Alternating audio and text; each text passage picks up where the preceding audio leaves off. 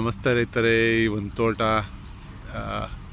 ಇದು ಚಿತ್ರದುರ್ಗದ ಸುತ್ತಮುತ್ತ ಒಂದು ಪ್ರದೇಶದಲ್ಲಿದೆ.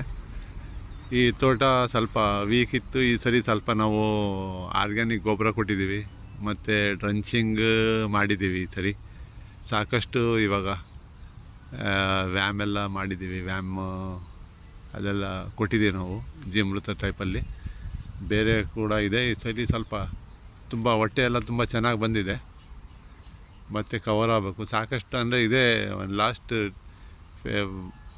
ಡಿಸೆಂಬರ್ 15ರಿಂದ ನಾವು ಈ ಒಂದು ತೋಟವನ್ನು ನೋಡ್ತಾ ಇದ್ದೀವಿ ನೋಡಿ. ಹಾಗಾಗಿ ಇವಾಗ ಸ್ವಲ್ಪ ಡೆವಲಪ್ಮೆಂಟ್ಸ್ ಇದೆ, ಅದು ವಿಸಿಟಿಗೆ ಬಂದಿದೆ. ಇವಾಗೇನು ಹೊಂಬಾಳೆನು ಬಿಸ್ತದಲ್ಲ ಅದು ನಮಗೆ ಬೆಳೆ ಕನ್ವರ್ಟ್ ಆದರೆ ಇವಾಗ ತುಂಬ ಬೇಸಿಗೆ ಒತ್ತಡ ಜಾಸ್ತಿ ಆಗೋದ್ರಿಂದ ಇವಾಗ ಒತ್ತಡ ಕಡಿಮೆ ಮಾಡೋಕ್ಕೂ ಟ್ರೀಟ್ಮೆಂಟ್ ಕೊಟ್ಟಿದ್ದೀವಿ. ಕೊಟ್ಟು ಒಂದು 25 ಡೇಸ್ ಆಗಿದೆ. ಗಿಡ ತುಂಬ ಚೇತರಿಸ್ಕೊಂಡಿದ್ದಂಗೆ ಕಾಣ್ತದೆ. ಮುಂದೆ ಬೆಳೆ ಕೂಡ ಅನುಕೂಲ ಮಾಡಿಕೊಡುತ್ತೆ.